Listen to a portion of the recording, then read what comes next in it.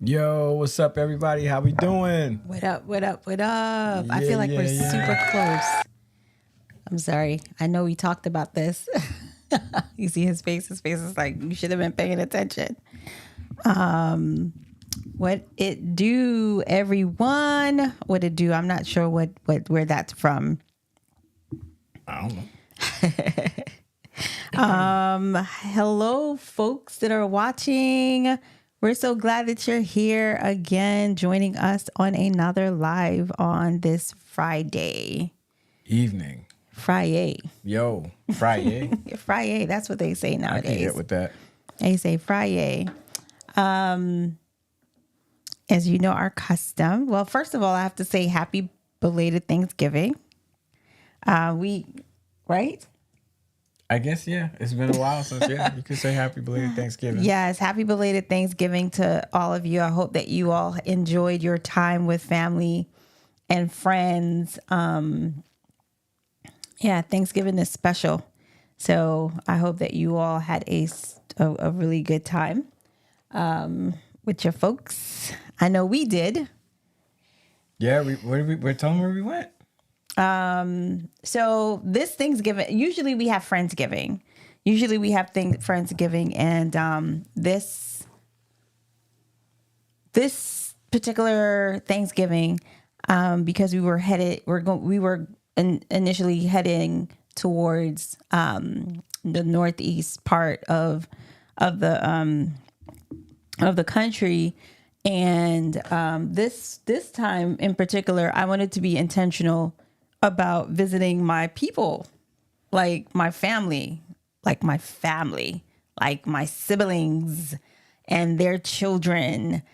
And so we went down to New York, and then we kind of made our way down to see my brother and my nieces and nephew, as well as my other niece. Oh my gosh, it was an amazing experience just being able to connect with them in a real way. So It's nice, yeah. So drove down from New York. You went to New Jersey. I didn't want to tell the people my business where I drove down. Oh, my bad. Yeah, I'm just saying that I drove. We Okay. went down to the place. I didn't necessarily want to be very particular or specific. My bad. It's all good. What up, Guy? Yo, Can shout we out to give Guy. the horns? What up? What up? What up, Guy?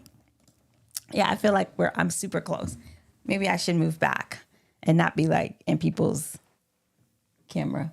No, it's however. Is she too close? Please, people, tell us. Is Carlene too close up? But yo, nevertheless, we got 5 people rocking with us this evening. 7 people. So we want to shout you out, whomever you are, wherever you are. As long as you are on God's green earth, we are thanking Him. As you're Pardon yawning, me, as my I'm goodness. yawning. Yo, I'm tired. Yo, I've been sleeping a lot lately. But you were fine until you just came in. Like your energy was here, and now it's like it went here. What's going on? I don't know. I need you to get with it. It's my bedtime. It is not your bedtime. It's the time I like. Stop lying. This is the time I like to be where I want to be. And I Jaime, think at this moment, I want to be in my bed. you will, even if we weren't on, you would not be in your bed right now. I'll be lying down, or I'll be sitting on the couch just chilling. Well, I need you to go ahead and pick that energy back up. Let me ask the people that's watching us right now, what time do you want to go to sleep? What time is your ideal time for sleep and for getting rest? I know that lately I've just been tired. Yes, you have. Well, I sleep everywhere. I think it's old age. That sounds about right. I think also, you remember you weren't feeling well. So I think you are, your body may be recuperating, right? And trying to conserve as much energy as possible. True. So I got definitely sick think for Thanksgiving, y'all. you sure did. Yo, guys, Jean-Louis says 9 p.m. That's what I'm talking about, my guy. But are you asleep at 9 p.m.? He wants to be chilling, like off the grid, just chilling. And I appreciate you rocking with us at 9 p.m. So I hope that we help You're you. assuming that he's on the East Coast though. Facts. That's true too. But Okay, 9 p.m. I wish. I think when we first got married, we were going to bed at 8 o'clock. Really? Like 8. Yep. I think 8 o'clock, 9, the latest we were in bed. But I would stay up to like watch. Nope. Sometimes I would stay up and watch sports. Like if it's the World Series or the finals. But that's like special. I'm just talking about like general. That consistently we would always go to bed early together. It's just so interesting. Just a little segue. It's just interesting when you first get married. It's like the expectation is like, when I go to bed, you go to bed. It's weird. We went through a phase where it was just like, oh, it's time to go to bed. And we would carry our tails to bed just because we felt like we needed to be in bed together. Not that we were doing anything, but it was just like I don't know. Yeah, or you'd be like, it's time to go to bed. Because I would be tired. I would be tired for sure. But yeah, so Guy is not the only one watching. There are about 12 of you that are watching. And so he's the only one in the comment section. Hey, maybe it's just one of those nights. Nobody's trying to shout us. Yeah. Nobody wants a shout out. They just want to stay anonymous. Yep. They want to. Oh, Guy is right here in Fort Worth. Okay, Guy. That's what's up. So, Guy, we've met.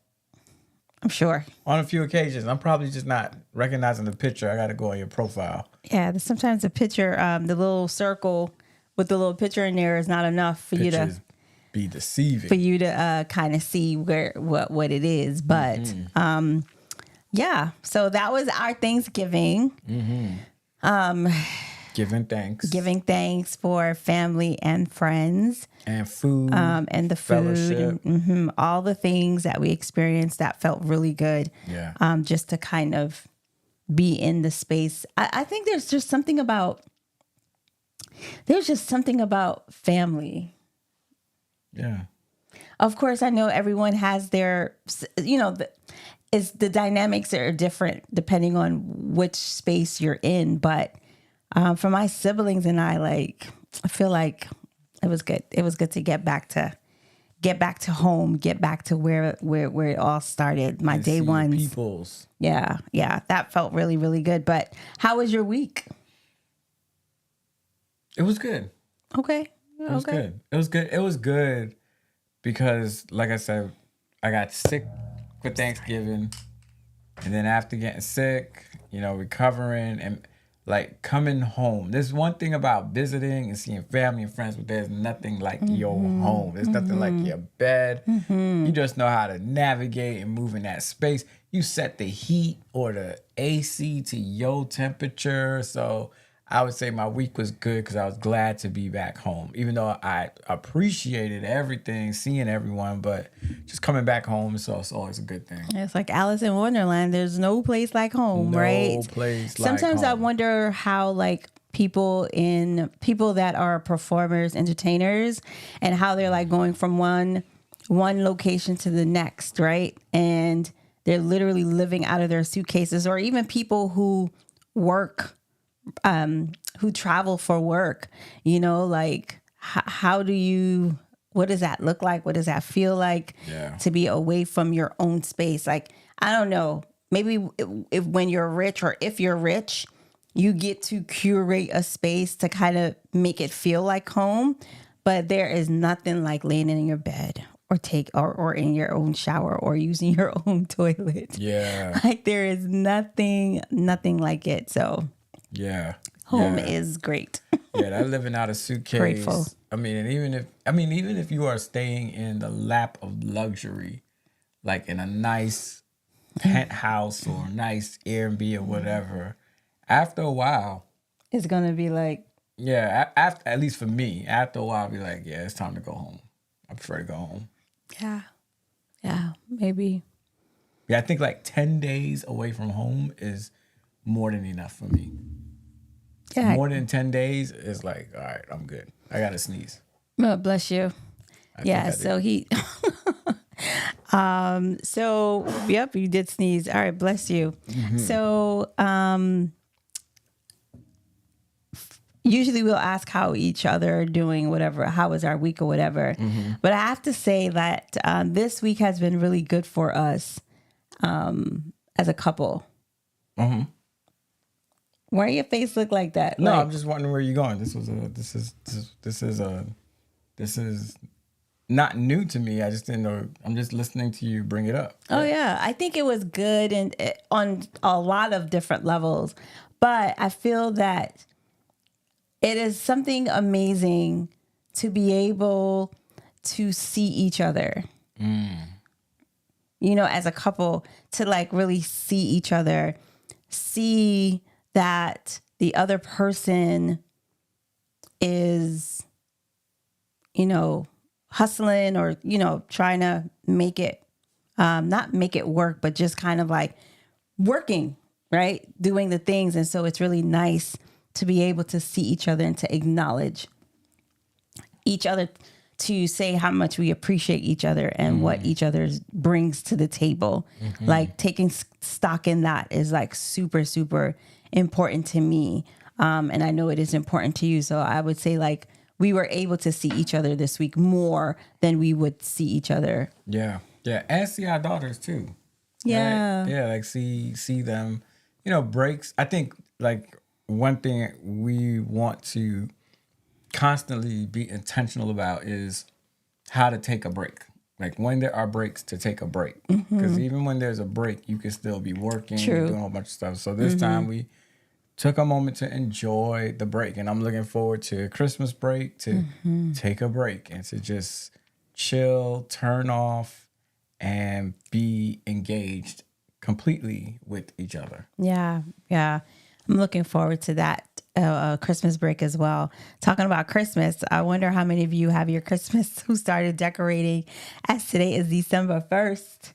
I cannot believe it, but people, well, not people, other people, yeah, some people have started decorating before Thanksgiving, others right after Thanksgiving. But I'm happy to say that our tree is up and we are in full Christmas mode. Almost. I won't say So full. I love Christmas trees. I think they're nice. I do not like putting them up. I do not like decorating them. I don't like none of that stuff. Yeah, he really doesn't, y'all. I could go without a Christmas tree. I don't need one. I really don't. Yeah, he definitely has expressed his hatred for our current Christmas tree that we have up. But I like trees though. I think they're nice. You just don't like ours. I just don't like trees. I think it's, for me, it's the carrying the tree, it's the getting rid of the tree, it's folding up the tree, it's putting the lights on the tree, the decorations on the tree.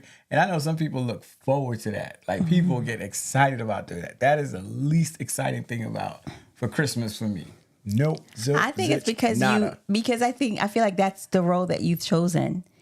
That not that you've chosen, but that you're like I ask you, like, can you please get the Christmas tree or whatever?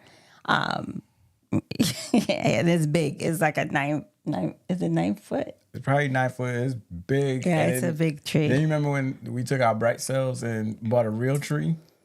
Yeah, we don't do real trees anymore. They are not for us. They smell amazing. I love the way it makes this home smell, but the cleanup thereafter is the worst. And so we actually decided not to do any more real trees. Yeah. We do the fake ones. And if you can put this in the chat, I want a remote control tree. They actually exist. Remember I showed it to you? I think it was on Instagram. I was scrolling and I saw the remote control tree. Like you press a button and it just kind of opens up and it's like 1, 2, 3. When are we gonna get it? We have a tree we have a tree that's perfectly fine. We don't need another tree right now. I think our tree has at least 1 or 2 more years in it until. But anyway, we didn't come on here to talk about Christmas trees. We should do a Christmas episode though. Why? Because I need to know if I'm the only one that feels this way about. I think you are. Yeah, I think you are. All right. You may be the only person that really feels that way. I'm just not the one. I am the first one to admit it. Yeah, you are the first one to admit it. but I don't. The kids love it. You doing it for the children. That's right. Because I'm not a really big Christmas person at all. Like, I feel like I'm a Christmas person now because of the kids. But other than that, like, Christmas is okay for me. Yeah. Anyway, that's not why we came on here today to talk.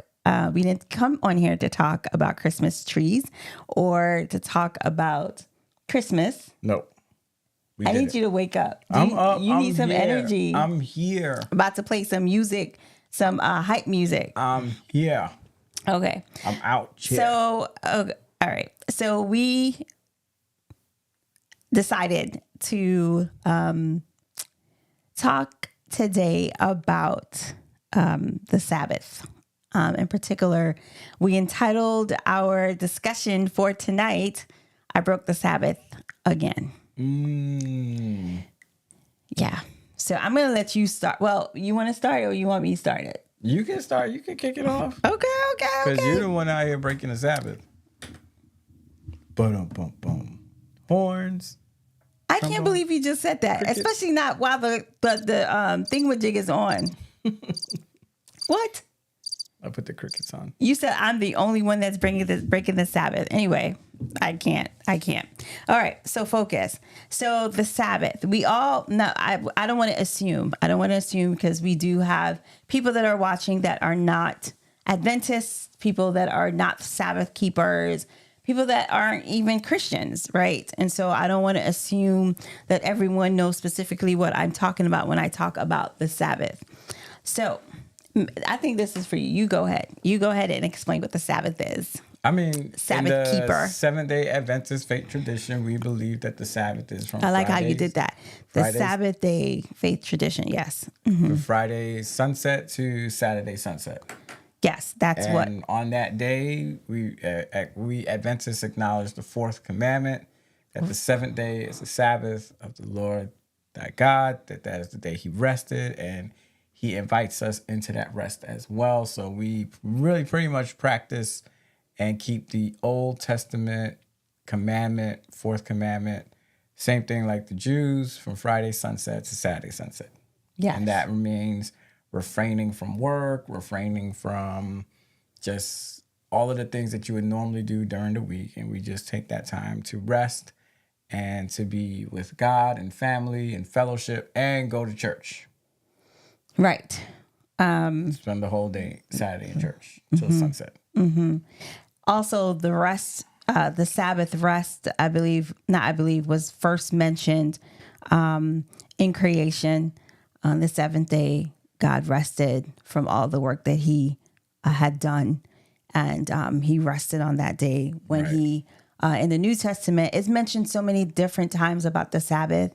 When he had the ending of his life here on earth, he rested. He died on the Friday, rested in the tomb on Sabbath, and then rose from the grave on Sunday. Right. And this is Resurrected. Adventist theology. This is Adventist. This is not anybody else's. Well, Church of God, Seventh Day, I believe they have the same beliefs as well, but these are Seventh-day Adventist beliefs. No, well, I'm talking about Jesus resting on those particular days. Well, I'm saying that's a theology that we teach. That's not what the Baptists or any other denomination teaches. This is what Seventh-day Adventists teach, that Jesus rested in the tomb on Saturday and rose up Sunday morning. Wait a minute. I would say it's an Adventist thing. I would say it's a biblical thing, right? Isn't that in the Bible? It's in the Bible, but we teach that. Nobody else teaches that. That's what I'm trying to say. It's not saying that. I'm not saying that it's not in the Bible. I'm just saying you're not going to go hear that in another church. Gotcha. You're going to hear that teaching in the Seventh-day Adventist church. Gotcha. Okay. Right. And so the Sabbath is something specific that, as growing up as an Adventist, is something that we kind of hold to, right? Like it's the thing that essentially separates us from other faith believe other what? Denominations. There it is. Other denominations. And it's almost like our mark, right? Like we talk about the state of the dead. We talk about, what else do we talk about? That's like The Adventist 2300-day prophecy, yeah. 1844. All the things, all those things, right? Dates. And so, but more specifically, the Sabbath is definitely one that is like a demarcation of sorts. For us. For us, right? So keeping it a Sabbath, we know that God, Jesus, when he was on earth, that he healed people on the Sabbath, right? Mm-hmm. He went into the synagogue on the Sabbath day. Right. But he didn't necessarily, like in the Bible, it does not say specifically that Jesus was always in the synagogue preaching and teaching and doing the things that needs to be done in church on the Sabbath day. Like it will always talk about, I think the Bible talks more about Jesus actually healing people and doing those things on the Sabbath day more than we hear him going into the synagogue and preaching and teaching and doing those things, right? Can we say that's a fair thing? Mm-hmm. Okay. So essentially, as growing up Adventist, the Sabbath is, when we talk about rest, right? When we talk about rest is something that feels like there's more a focus on resting from work, resting from going to school, resting from cooking, possibly like back in the day. However, we rested from those things, but our bodies weren't at rest in a sense because we were at church, right? We were in church from Sabbath school all the way into the evening. Right. Right. So Sabbath looked like going into church, spending all day in church, and that was Sabbath. Was it rest? I think that's like at the cusp of what it is that we're talking about today. Do you think that, and I'm posing this question to our viewers as well as Jaime, do you think that the way that you were taught to keep the Sabbath, that you can find rest in that way before you became a pastor? So I could only think back to church when maybe I started taking it seriously. Mm-hmm. And my understanding, these were my understandings about the Sabbath, was mm-hmm. that you had to keep it if you wanted to be saved. Mm-hmm. That it was mandatory for you to observe the Sabbath if you wanted to get into heaven, mm-hmm. right? Mm-hmm. Because that's what God is going to judge you by, mm-hmm. whether or not you kept the fourth commandment. Because that's the Adventist teaching I grew up with. Mm-hmm. So a lot of the reasons why I kept it was because of that. Number two, a lot of reasons why I didn't do certain things. So it wasn't like rest. It was more about just don't do this, don't do that. Just stay at church because that's how I understood Sabbath to be. So was it rest? I never thought about it as rest. I just thought about it as, I'm trying to think when I'm 16, 14, that age, it was just, you couldn't do certain things, mm-hmm. right? It wasn't nothing thinking about you're resting. Mm-hmm. It was just more about, these are the things you can't do. Mm-hmm. And you don't do these things because this is what's going to get you into heaven. Gotcha. So you were doing these things out of fear? Do you feel like you were out fear of not being able to go to heaven if you didn't keep the Sabbath the way that you've been taught to keep it? Yeah, if I'm thinking about after I got baptized and started taking church seriously, yes, out of fear and out of, also though, I believe that this is what God wanted me to do. So mm-hmm. it was also love and just my appreciation for the understanding of the Sabbath. Mm-hmm. Now, before I got baptized, I was forced to go to church. It was like, you got to go and you just got to go sit there. Mm-hmm. But I think after I got baptized and started taking it seriously, I think it was a combination of both, of fear and also of just, this is what God wants from me, so I'll do it. Mm-hmm. Mm-hmm. What about for you? I think I found rest.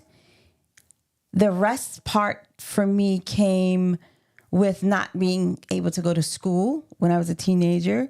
And then when I got a little bit older, it was not having to go to work, right? It was the weekend. It was something I was looking forward to. Like, I didn't have to go to work on Saturday, but everybody else too, right? Everybody else doesn't have to go to work for the most part on Saturday or school, depending, right? But that's how I saw that I was resting. But if I'm honest, I didn't have true rest because I would have to wake up super early in the morning to go to Sabbath school, right? Like you have to be at church for 9:15 because that's when it started. So around 9:00 you're arriving at church. So you're not. I'm not sleeping later, for real, because I'm up preparing for church. And then when you get to church, yeah, it's happy. It's nice being in the space with friends.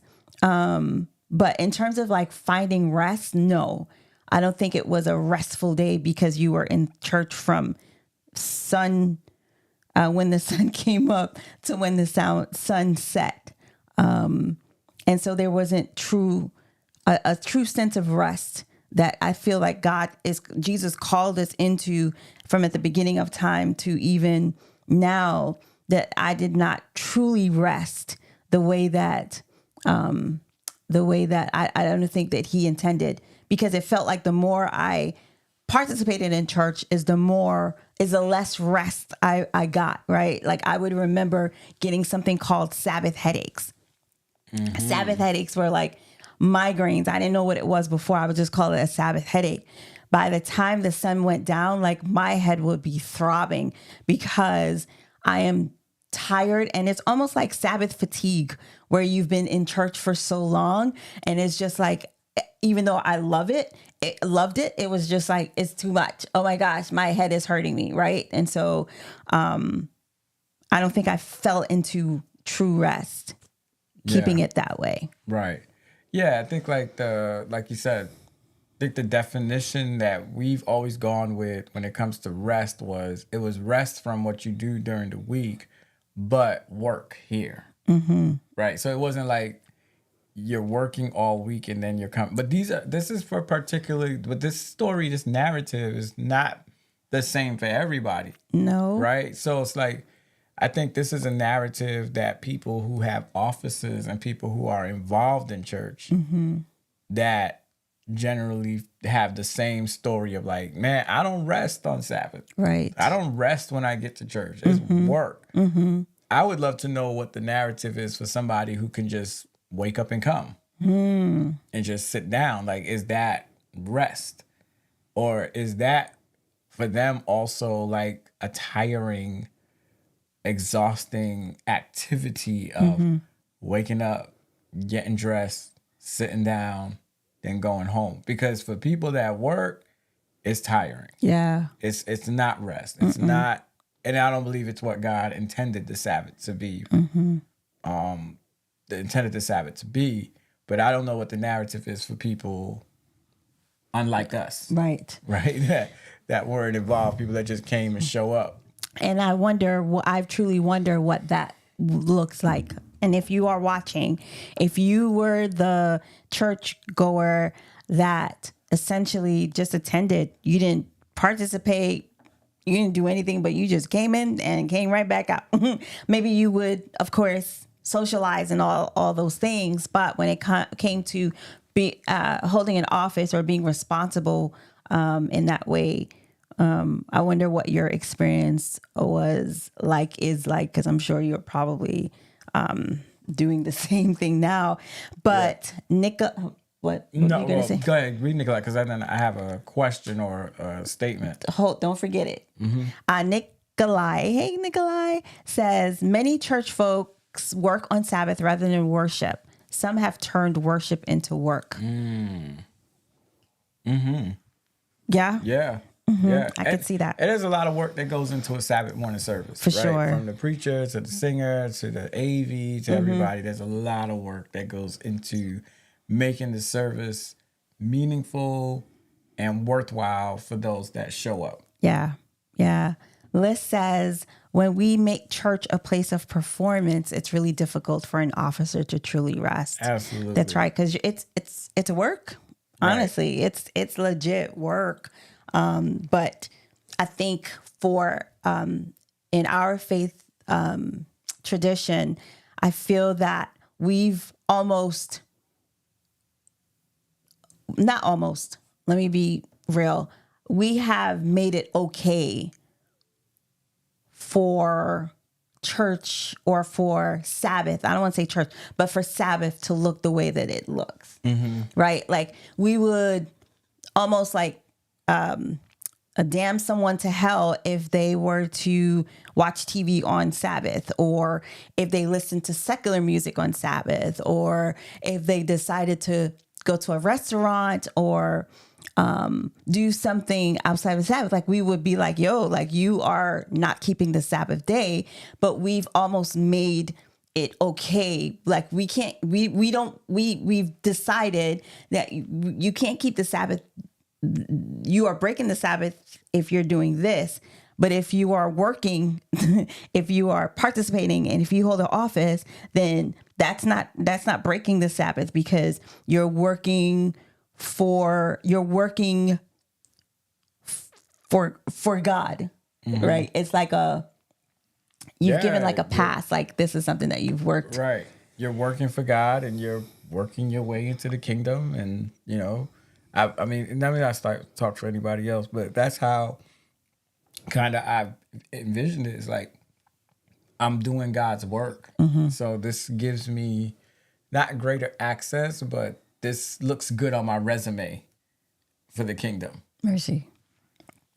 But your question. My question is, and in relation to us, in relation to everybody here, it's like, do you think that when you have grown up or when you've been raised in a kind of fundamentalist, strict way of Sabbath keeping, does it push people to the other end where it's like, yo, I'm doing all of this and I'm not happy, so I'm gonna go to a restaurant, or I'm gonna go to a mall, or I'm gonna go somewhere other than church on a Sabbath day and be happy and still feel like I'm in communion with God and be okay with it, because I'm tired of structural, I guess, things that people put on around how they feel you should observe the Sabbath. So you're saying that you're saying, do you feel, I'm sorry. Yeah, I'm asking the question, like, do you feel like if you've grown up in a strict conservative, do you go to the other end of the spectrum? Right. Or if you do, you just shift. Like, do you think like, is that a reason for a shift? Like, because you've been in one way of taught of how to do it, where it's very strict, it's very like press your clothes, that conservative way. Does it make you like push and go to the other side to be like, you know what? I'm tired of doing all of that. I've got my own rules for how I want to keep the Sabbath. I think it does. I think it creates a breeding ground for that.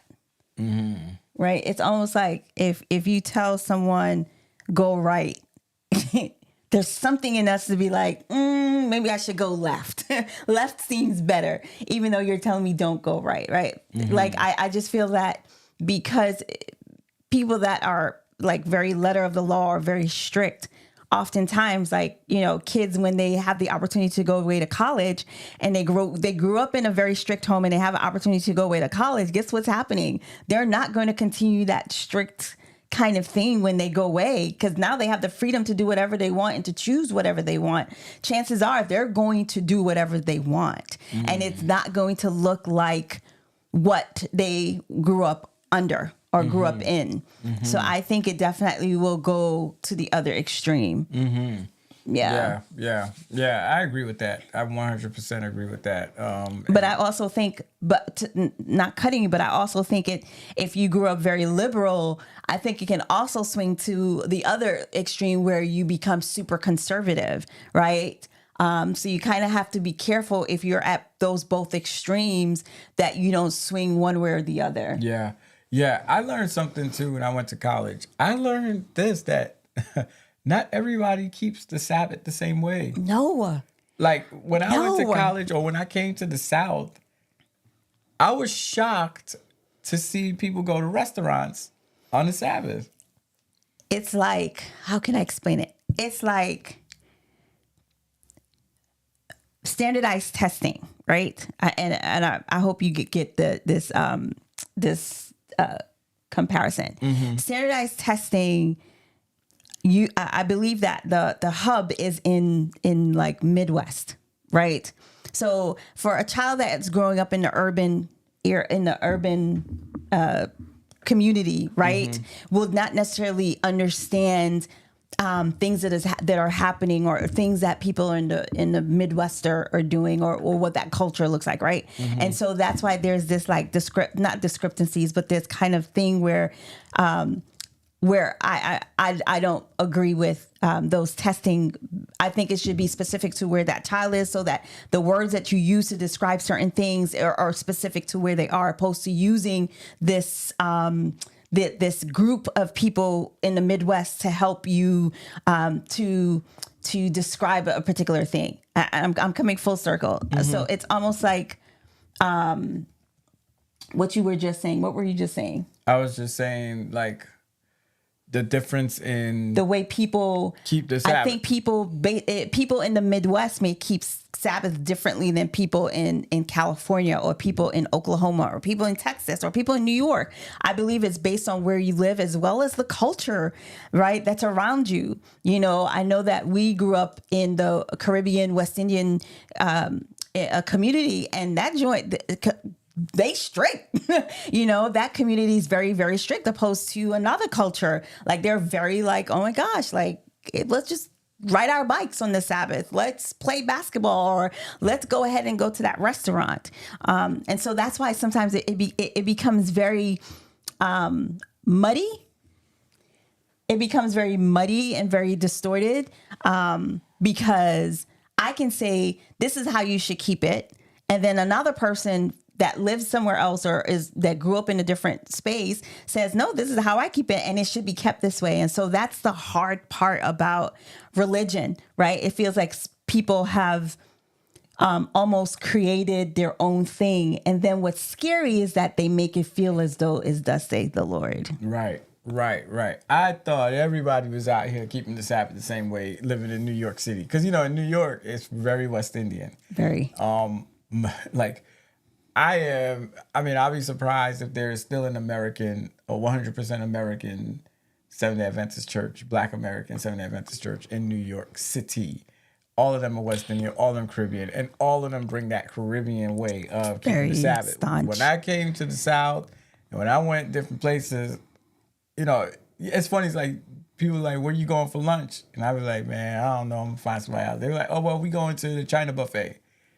And then I'm like, where? Like, that's not Sabbath keeping. We do not do that. But that's the tradition that they were raised in. Right? Some people go to the mall. So it's almost like, I think I've gotten to the place where I'm like, I ain't judging nobody by the way they keep the Sabbath. Because Jesus didn't, right? Because was it what was it, Mark? Or was it this Colossians 2 verse 16 and 17? Where Jesus talks about, like, don't put anyone pressuring you in. But let me leave that. Let me wait. Let's wait. I'm rushing. I'm sorry. I'm not rushing. I'm getting ahead of you. So let's go ahead and Gina's question. Hey, Gina. She says, in a marriage, can you be unequally yoked in Sabbath keeping? I think so. Absolutely. I think Absolutely. I think you and your spouse can have different views of and how different you keep ideas the Sabbath. about how to keep the Sabbath. And that's stuff you got to know from You got That stuff you got to know. And that stuff you got to work through, because sometimes you may not know until you get married. Like, this is what you do on the Sabbath, right? So you can be on two opposite spectrums. I think even for us, let me keep it 1,000. For us, we were on two different planes when it came to Sabbath keeping. Yes. And I'll be honest with you, I am the Sabbath breaker. She's more conservative than I am. Say that, because before you were like, "Oh, I'm the one that breaks the Sabbath," but you're over here. He broke the Sabbath first. In terms of, right? I was very much. I would say I was conservative, but I was like I was legalistic. Very West Indian, right? Very legalistic. What are you talking about? I'll never forget the first time, because Jamie was just like, when he went to Andrews, that's what they do. They go out to eat after church in a restaurant. And so I remember him telling me this, and I was just like, what? You are breaking the Lord's Sabbath to go? You don't know. Like, you should have prepared. You should have had preparation so that you wouldn't have to go in a restaurant, because guess what? The Bible says, the Sabbath said, the fourth commandment says, neither your neighbor, your ox, your whoever else that is within your gates, right? But the point I was trying to prove to him, like, you should have done what you needed to do so that you would avoid going to the restaurant. That's how I was, y'all, like really staunch and really like judging him. I was just like, you're going to hell. like you're damned to hell because you are breaking the Lord's Sabbath, right? Meanwhile, my stomach is full. Yeah. So he's definitely a lot more, was a lot more liberal. I think we're probably, you think we're on the same, or you think you're still like, you still have like that edge? I think my liberalness keeps growing and growing. Yeah, essentially. Okay, so Rodney says, I think that families must help children understand the purpose of the Sabbath instead of the actions of the Sabbath. Purpose should always come before action. To me, that guards against this lure of legalism. That's really good, Rodney. That's really, really good. And I want to put the fun back in the Sabbath. I believe that the Sabbath should be... That's good. After you've been working all week, you ain't supposed to move into more depressing work. You're supposed to have a day that you look forward to get lit, to have fun, and to chill. All right. And however you want to keep it, right? If you want to have more instruction and more teaching, then by all means. But don't force me to come into your teaching and instruction. I don't want that. Yeah. Anyway, I'm going off on a tangent. You about to go off all the way off. Bring it back, Jamie. Bring it back. But I think at the cusp of what it is that we're saying is that, or not at the cusp of what we're saying. I think essentially, Sabbath has just been very Sabbath keeping has been different. And I think going back to Rodney's question at the end of his statement, he says, what is the purpose for the Sabbath? Like, I think that's what is really at the core of keeping the Sabbath, resting on the Sabbath, and not doing your own pleasure. Yeah. And I'm really, honestly, I'm really interested in having this conversation. I would love it if we could open up the floor in this conversation and have it with other denominations that observe the Sabbath. Like I was telling you, like I sent you the thing on Church of God, Seventh Day. Mm-hmm. They still have like Mark of the Beast and Sabbath and all that stuff. The only difference between them and us is they rejected the writings of Ellen White. And so a lot of our rules and regulations and boundaries around the Sabbath come from some of the things that Ellen White has said. Mm-hmm. So I'm wondering what a Sabbath experience is like for them. Because I was reading about their denomination. They came out the same time as us. I think we were all together as one. But they took a stance and said that it's going to be sola, well, not use that. It's going to be only scripture and nothing else. And they didn't take with them the writings of Ellen White. Adventists kept that, and we use that as as a tool to help us with instruction and interpretation of the scripture and stuff like that. So I'm wondering, because I noticed some of the members and just being like they wear jewelry, and I really want to know what their Sabbath experience You should is definitely like. ask them. Yeah. You should probably definitely ask what it looks like to them, just so that you can kind of compare.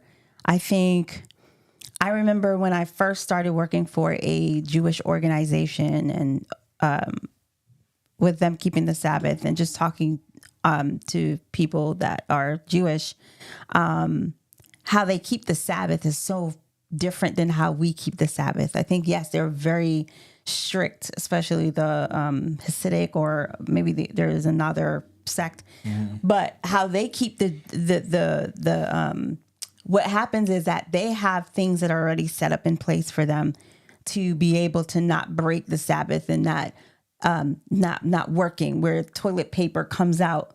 Instead of it, you have to rip it. It literally comes out already like pre-ripped, right? When you went to the hospital, the Jewish hospital, they have someone. They have the hell elevator. Some make you sound like a Jamaican. The elevator. The elevator stops on every floor, opposed to someone having to press the button, right? And so I feel like they have things in place to kind of ensure that they don't break the Sabbath in that legalistic way. But when I used to talk to my coworkers about the Sabbath, and they're like, oh my gosh, after we come from the synagogue, like it's a celebration. We're breaking bread, we're eating, it's literally. They drinking liquor. And they drink a little sip. Yeah, they want to toast me up. They sure did. That was very interesting. They wanted to toast me up, and I was like, I don't drink. And they were like, well, I will drink. We'll drink for you. And that they did. But I don't know. I think that keeping the Sabbath feels like everything else that God instructs us to do. And what I mean by that is, I have to choose my words wisely. What I mean by that is, we have to be very careful about, I think it goes back to what Rodney asks, what is the purpose of the Sabbath? Why do we do what we do? And is it a means by which God is going to judge us in a way where we can potentially lose out on heaven as a result of not going to church on the Sabbath? Are we going to go to hell because we didn't go to church on the Sabbath? Are we going to go to hell if we go to a restaurant and eat on the Sabbath? Are we going to go to hell if we play basketball? Are we going to go to hell if we don't have our shoes or clothes pressed, in preparation for church the next day? I think it's just like for ourselves, for our own. I'm not asking the church to do that. I think the church is going to operate as a church, but as individuals, like, what is the purpose of us keeping the Sabbath, and to what end and to what means we're going to ensure that the Sabbath is something that is kept, but it not as, I don't want to say add anything, but the Sabbath is kept, period. Yeah, I 100% agree with that. And I think that our perspective and our view of the Sabbath has been tainted. Because literally the spotlight is always on us on Sabbath mornings. There's a lot of preparation that goes in. Before we got married, you were heavily involved in your church, so it was always approached. I feel like your Sabbath was always approached with, you got work, you have to do something, right? And so your brain works 5 days a week, but it's also working on what the Sabbath is going to look like. I think for me, it's preparation. It's getting ready to preach.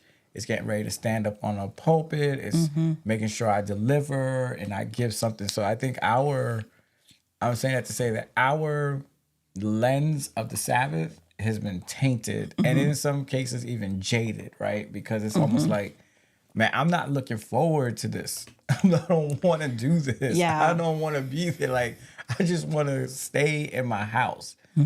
Versus, like, I would love to hear somebody else's perspective who isn't jaded or tainted, or somebody who is in working in an office and they feel like, no, this is it. You know, some people get turned up by that. So I think for me, my long story short is I just want to remove the condemnation and the guilt that I feel comes with Sabbath keeping. Yeah.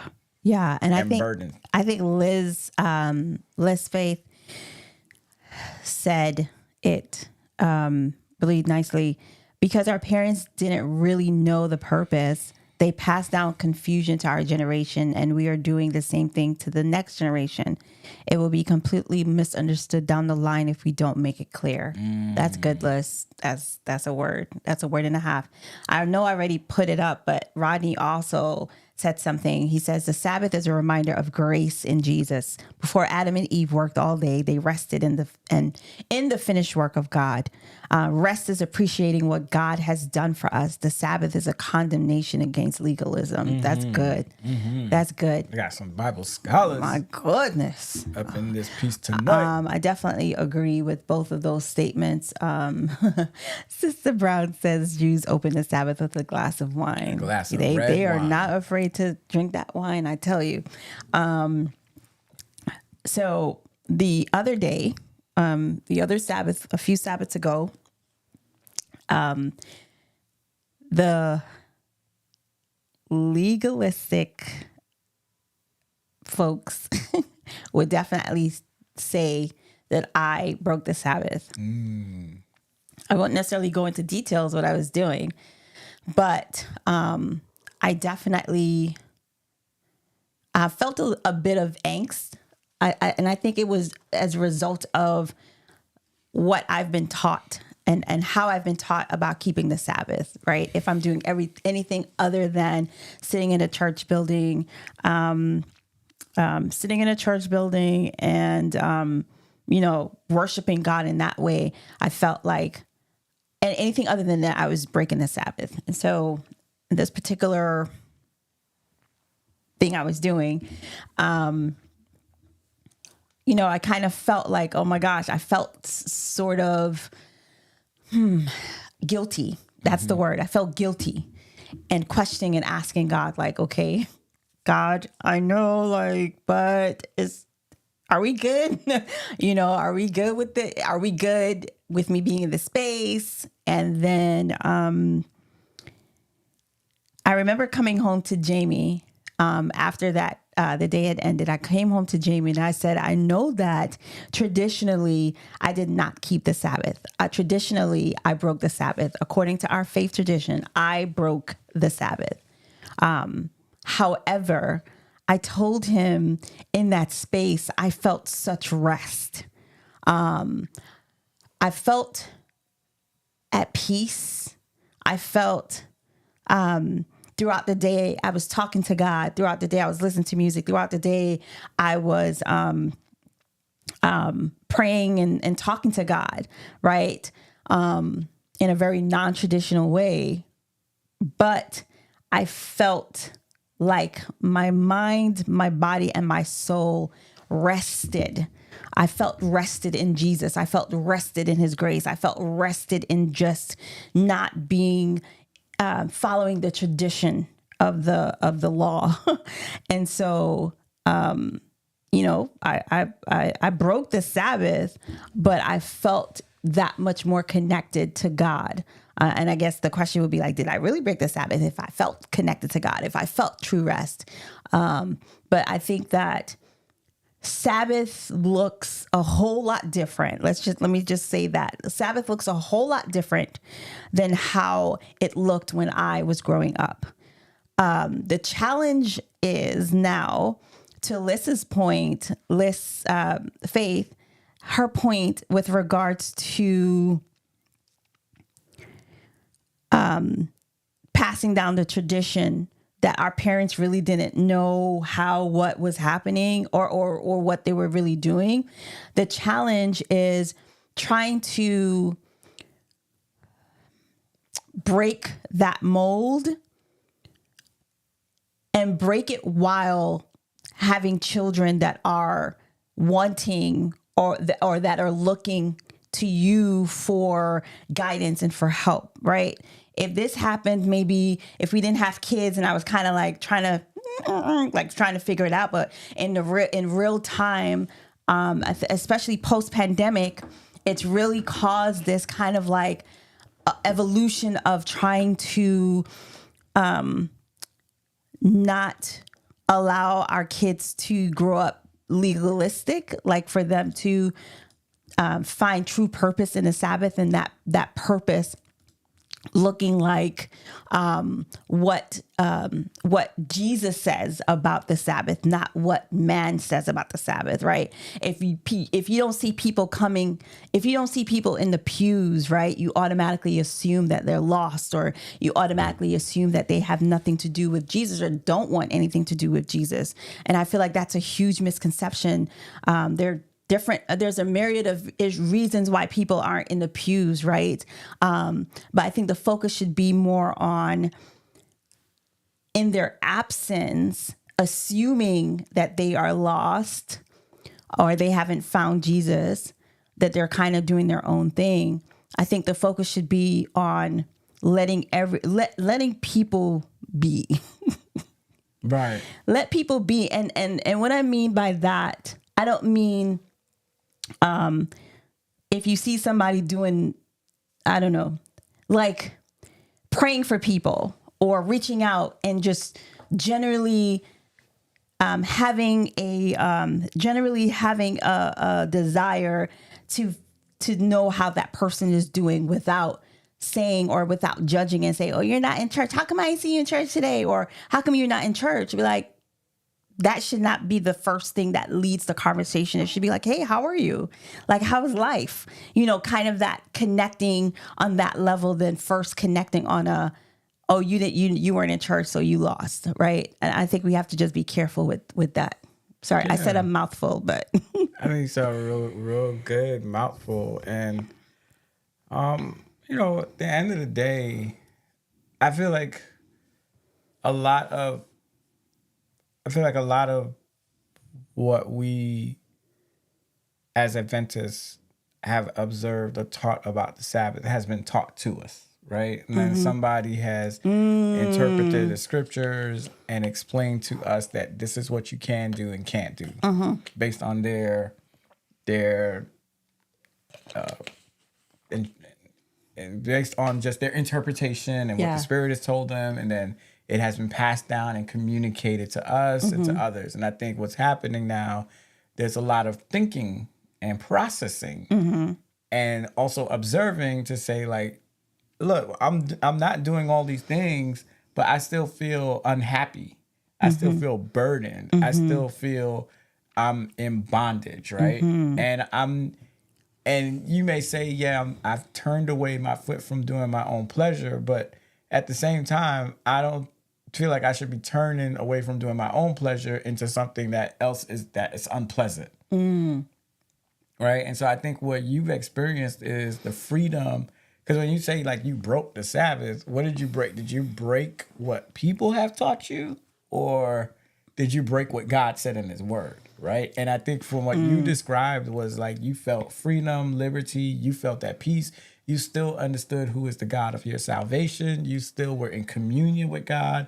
You were still praying throughout the day. And so how am I to walk in to tell you whatever you did that day, you weren't in the will of God? Right? I'm not in your brain. I'm not in your mind. I'm not there. I'm only looking on the outside by what you're doing, and I'm going to say, well, you're not keeping the Sabbath, which sounds very Pharisaical. Right. Right? Like, which was a common theme that the Pharisees were always getting mad at Jesus because they weren't doing it the way they felt like he was breaking their rules. And so that's why they would say, you're not doing it. So sometimes we become very Pharisaical in judging people on how they keep the Sabbath and feel like they should all do it one way or the other. Yeah. Yes. I honestly think yes. I think so. there's a lot happening in the comments. I don't know if we want to even go there. Do you want to go there, or you just kind of want to? I don't know if I want to go in Bible study. Like, right. This is not a Bible study, according to Jaime. Yeah. I think that. Okay. So many things. So Robbie asked a question. Liz Faith asked a question. Tiffany said something that she said she's intrigued. She's intrigued by me saying that I broke the Sabbath while simultaneously saying you felt rested and connected. And I think me breaking the Sabbath, that's why I did like quote, air quotes, me breaking the Sabbath according to my faith tradition, right? Not me breaking it because I felt like I broke it because of what I was doing. Does that make sense? Does that make sense? Mm-hmm. Like I was just, I felt like I broke it because I've been taught that if I do anything outside of going to church and doing these things, I've broken the Sabbath, right? So I felt rest, and I feel that instead of me feeling like I broke it, I actually kept the Sabbath. I fell into true rest that I have not felt in a very long time. Even at home, sitting and watching a service, that to me has not been restful, because it's almost like me saying I'm a vegetarian and all I'm going to do is eat veggie meat until I can wean myself off of any meat, right? So it's almost like it's like a placeholder, right? It's something that's convenient, me sitting here watching something being lifted with song, lifted into preaching, but it's kind of become something that's kind of monotonous to me. And so I feel like I've just been trying to break the monotony of keeping the Sabbath lately. And so when I did that thing that kind of broke that kind of thing for me. And so even though I felt like the outside people, if I were to share on this platform, I'm sure it will be Carlene broke the Sabbath, right? And so that's what I was talking about. I kind of went into a whole thing, but I wanted to speak to, and I don't know if you're saying it in just Robbie, but he says, so is Sabbath keeping what the young folks today call fluid? No, I don't know.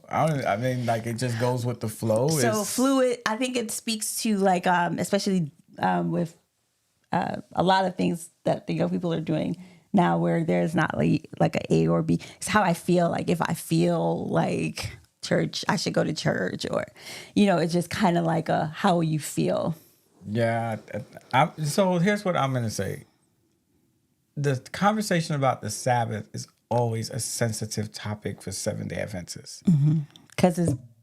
Yeah, and I think it's sensitive because we all have been taught a certain way to view and to keep the Sabbath. But what I've learned just traveling and being in different countries, in different spaces with Adventists, is that there is no definitive line to say this is how, I don't think there's any correct way somebody can say this is how to keep the Sabbath. Right?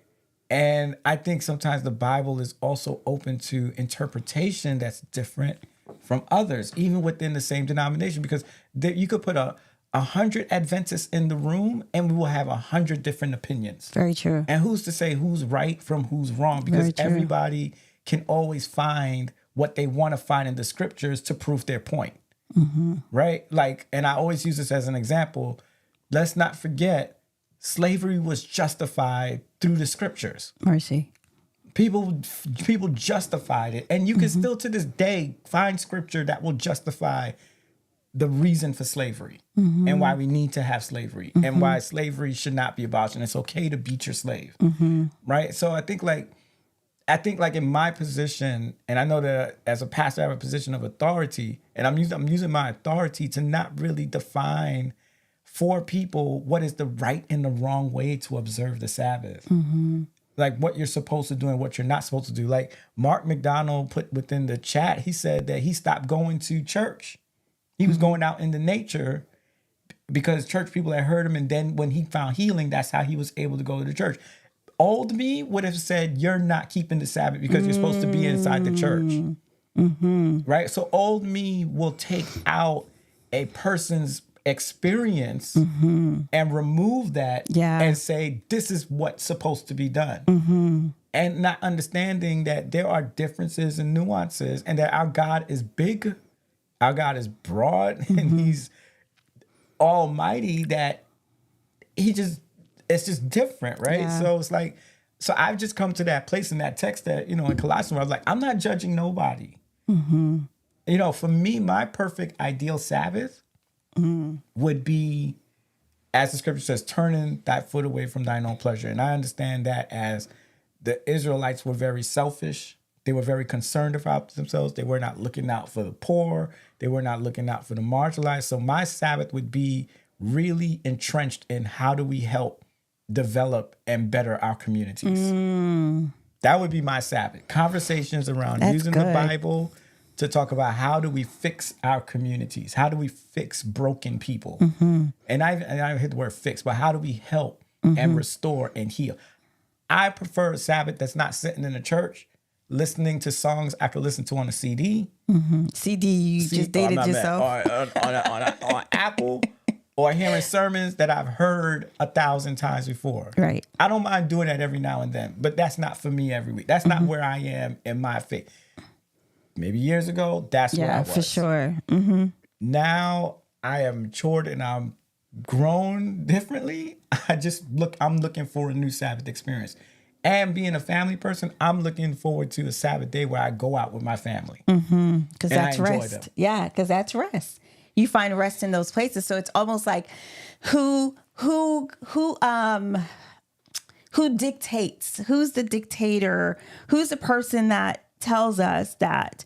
Because for someone listening, they'll easily say, you are breaking the Sabbath because you're not doing this, or this, right? If you want to go and help talk to people and sit with them and talk to them, you broke the Sabbath. Like, I'm sure your conversation is not going to be about Jesus in that way, right? It's not, you're trying to find out how people are doing. You're trying to figure out, get to the core of what's happening with them. And so I think to your point, which you made an excellent point, judge no one.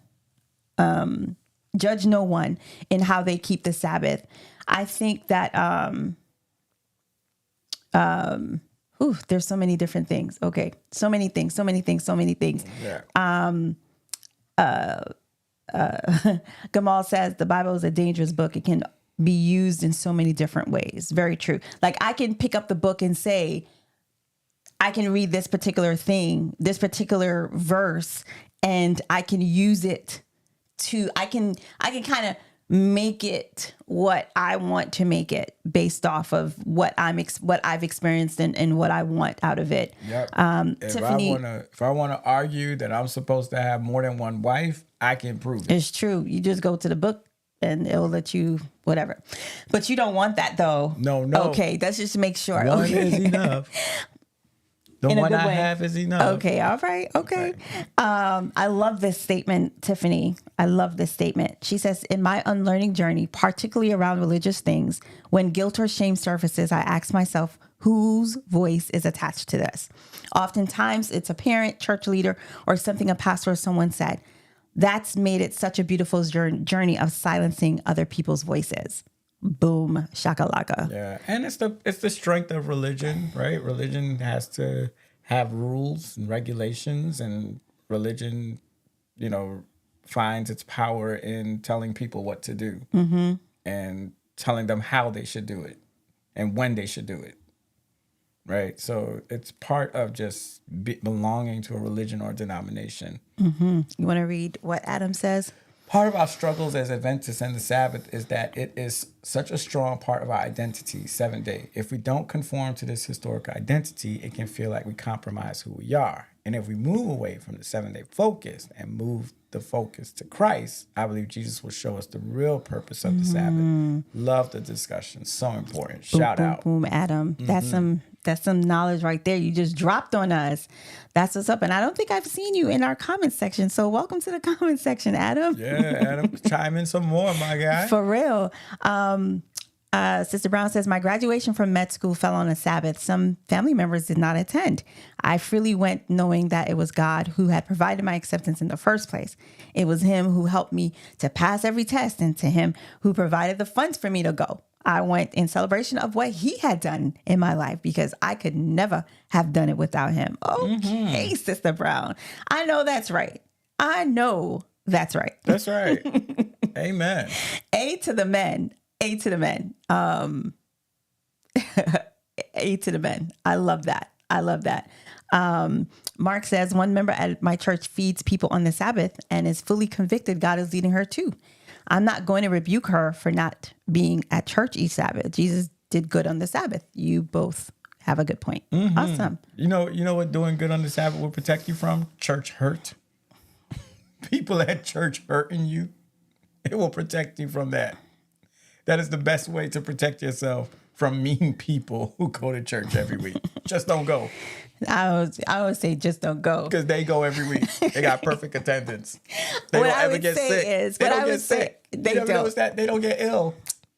They don't catch a cold. Dang. Well, They you know, be mad healthy.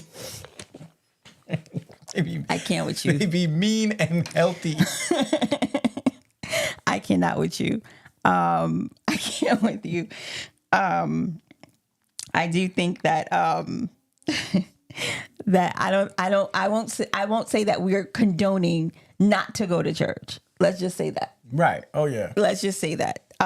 What we are saying is, if you wish not to go to church, right, that the only person that can judge is Jesus. If you do go to church, the only person that can judge you is Jesus, right? Because you'll be like, oh yeah, I'm sitting in church every Sabbath. However, I'm living whatever life I want to live.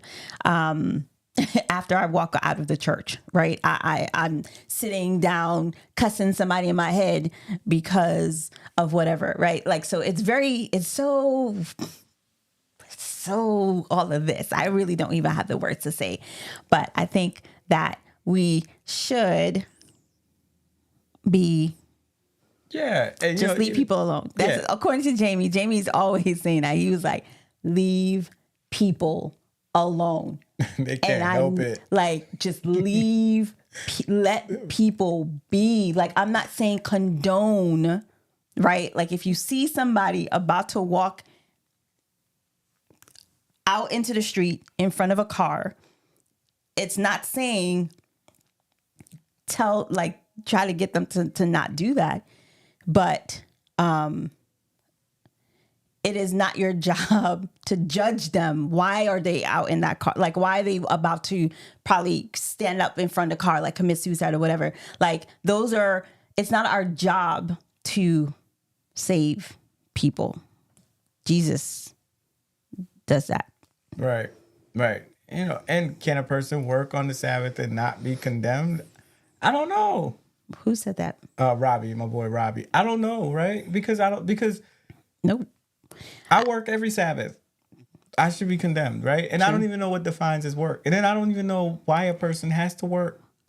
They got to keep their lights on because they got to keep their roof over there because churches ain't paying people mortgages so that they don't have to work on Sabbath. Churches ain't paying, we ain't paying nobody bills. Because I think I remember. And we ain't giving out jobs. No, we're not. And that's a good point. I think that when you talk about work, Robbie, are you talking about paid? Because I know that growing up in the Adventist church. It was okay for doctors to work? No. I think it was just like if they did, nurses and doctors, if they did work, that it was like that money that they used, that they made would go towards church or like however it is that they worked it out. But it would not be like of their own interest, used for their own interest, their own whatever. But that's how staunch it was. That's how strict it was. Like, Yeah. Like even people in New York City taking a bus or a cab to get to church, like that would be considered breaking the Sabbath, right? But it's a means of transportation. Like, how are you not supposed to get to church if you... Right. And so he did mean yes, paid. So there's a lot of that goes into that question. And I think there's a lot of circumstances that we need to take in consideration because, like, if I have a member who tells me I work on the Sabbath and this is how I'm able to keep a roof over my head, it's the only job I can get, and this is how I feed my children, I'll go into understanding all of that stuff. I'm not going to condemn them. It's not my job to condemn them because I don't have an alternative for them. And I don't think a good answer is to tell them, just wait, quit your job, wait on God. He's going to provide while you go homeless. I don't even think God would lead me to say something like that because the God that I read about in the scriptures, that he always provided alternatives and options for people whenever he healed them or whenever he did stuff. It wasn't like just heal and leave them alone. Like he would heal them and tell them go to the temple and get a clean bill of health so that you can get work and stuff like that. Because I ain't about to tell somebody quit their job and then have them homeless unless I can say I have another job that you can get. I know somebody that can hire you so that you won't have to work on Saturday. I'll help you look for another job while you still work on Saturday. But to say you need to quit that job because... that God is going to burn you, or God is not going to allow you into the kingdom because you did work on Sabbath to take care of your family. When we've always preached the family is the first ministry. Because the churches are not, I'm not in a position as a pastor to offer them an alternative. And I don't think a good alternative is to say, I'm going to pray for you. While I walk away, while I got my job, I'm getting my bills paid. My kids and everybody's doing well. But you, on the other hand, you gonna be lost because you're showing you don't have faith in God to take care of you. Mercy. Nah, don't do that to people. Yeah. At least that's not what I'm gonna do to people. Some pastors may, other people will. That's why it goes back to, and I think we need to close out sooner than later during this conversation, is because it's no, for me, there's no like line. And we have to consider lives first. Humanity, because remember, Jesus went into the temple and picked corn and grain on the Sabbath. And he looked and he said, I'm not going to let my disciples go hungry while there's food right here. And who came out of nowhere and said, Pharisees, you breaking the Sabbath because you, and Jesus is like, my people are hungry. I'm going to feed them on this day, and I'm going to pick your grain, and I'm going to mess with your money. And you could get mad at me, but I'm breaking it for this purpose right here. Yeah, and I think he even took the example. Who was it? Was it Jesus? He took the example of David, where he was like, did David not...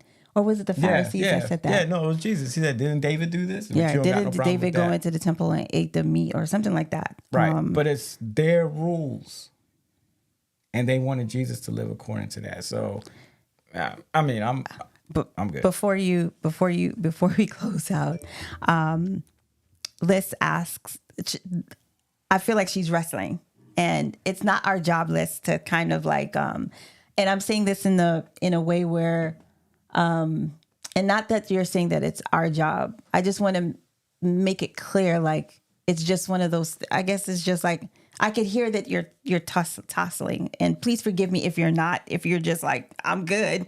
But the only reason I'm saying that is because I remember I was in a place like this where it's like, where what she actually said, based on what we've spoken about so far, it almost feels like the Sabbath day is like all the other days.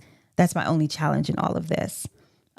She said, if it's supposed to be separate and sanctified, how do we do that if we are doing the same things on the Sabbath that we do on the other days? Right. And I would say definitely I agree with you that we should find the sanctity and to do not the things that we would do during the week on the Sabbath day, right? I think it's a day to be creative, a day to be with God, and a day to be with family and friends. I just know that in our experience, our days during the week is work, work, work. Like we work from morning all the way into the evening. And when I come to the Sabbath day, I don't want to work.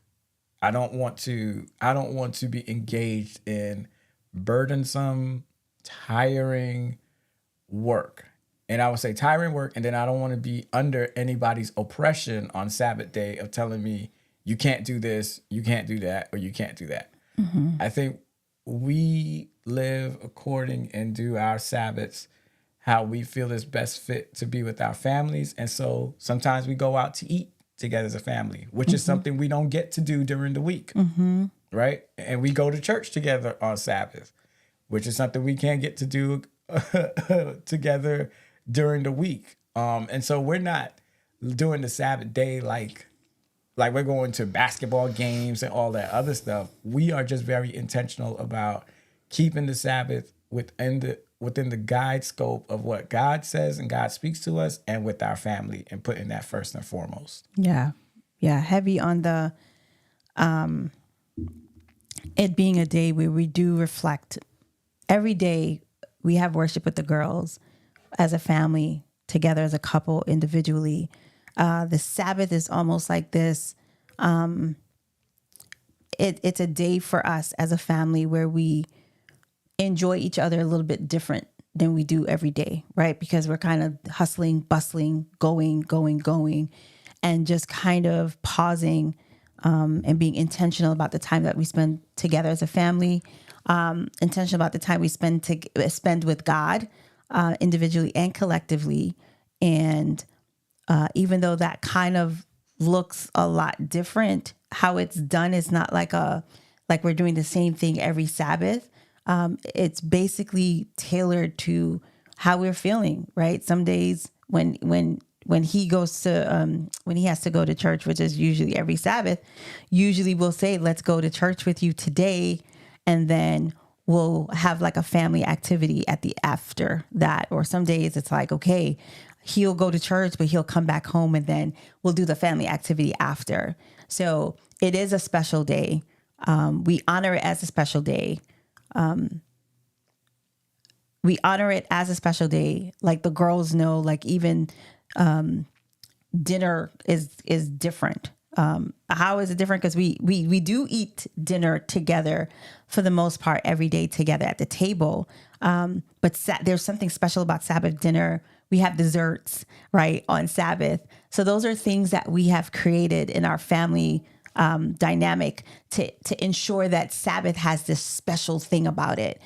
For them, that's a little bit tangible. And then we add the spiritual sense of it, where it doesn't look like going to church every Sabbath, but it definitely looks like sometimes we'll have worship, we'll have church at home, right? Where mostly Amber is doing the preaching and Caitlin and I are doing the singing, the playing, and doing those things. But I want to establish that it is a special day. It is a holy day. But it's just a day that does not look like it looked when I was growing up. It looks like the way that we want it to look, where Christ is at the center of it, and we are just creating a space where our girls are free. We feel free. We feel rested in Jesus. Yeah. And I look at it too, and everything Carlene said. And when I look at other people and how they keep the Sabbath, I look at it like a worship service where sometimes I'll preach and be at church and there'll be a group of people shouting and jumping and screaming and just going all praises due to God. And then there's somebody else who is quiet, who is reserved, who is not moving. And it's not my place to say that person is more spiritual than the other person. That's good. And the way that person worships That's good. is better than the way that person worships. That's good. And so my growth and maturity with the Sabbath is to not say the way you're keeping the Sabbath is not as holy as I'm keeping it. That's good. or the way y'all do it. And that's just because I've been around and I've seen other people keep the Sabbath and I've seen their happiness in it. So I don't look at anybody else but this family right here and what we agree upon and what we do and our prayer and how we make the Sabbath special for us. There may be some people who will not go to church on Sabbath for whatever reason. That does not mean that they are less spiritual than us. That's right. Or they're not, That's right. Right. Yeah. We are not more spiritual. We are not more spiritual. We're not in a race to see who's more spiritual than who's not. That is not the intent at all. It's more or less like, we good over here. I pray and hope in the name of Jesus that you're good over there. I'll be praying for you. But this is not a race about what looks spiritual, what doesn't look spiritual, because looks are very deceiving. Because the people with the biggest Bibles are very deceiving, right? Or the people that are dressed down in jeans, very deceiving, right? In terms like they could be like the holiest and the most spiritual that you've come in contact with. So this is not a how it looks. I think it's speaking to what Tiffany was talking about in the deconstructing of being religious, finding the voice of God, right, as your center, not hearing the voices that is almost like a recorder that you hear when you're trying to do something that's a little bit different, a lot different than what you're accustomed to. You start to hear those voices of guilt, like, how dare you? Like, nah, that's not what it's about. It's about your walk, what you got going on with Jesus, and praying that this conversation, the intent of it, we forgot to do our disclaimer. This does not represent anyone else's opinions but our own, because we are our own. But we really want to honor people like us, or just people that chooses to worship, to keep the Sabbath, however you want to keep the Sabbath. I'm not judge. Jamie's not judge. The only judge is God. Is God. He's the one that sees it, knows all, and knows your motives as well. But this has been a really good conversation. And thank you for rocking with us. And for those that have broken the Sabbath, this was for you, for you to know that you are seen and that you are not alone in the traditional breaking of the Sabbath. But Tiffany did ask a question about the raised fist. Is there a link for it? You want to know where to get it? It's IKEA. Yeah. You get it from IKEA, but yeah, you can yeah. But I always switch it up. So sometimes you'll be having the one finger up, or two piece. I put the peace sign up. So yeah. But on this occasion, power to the people. Yes. Kamal says, full work day tomorrow. I'm going to start breaking the Sabbath from about 9:30. Break the Sabbath. Break the Sabbath. Oh, man. But, you're putting up the peace sign for them? Yeah, I thought it could open. Yeah, they need to do that. Okay. Well, we pray that you all, I'll scoop after the Sabbath. You go ahead and do that. But we love you all. Be blessed. And prayfully you'll see us here next week. This is Carlene. And this is Jaime. Peace. Peace. 3, 2, 1.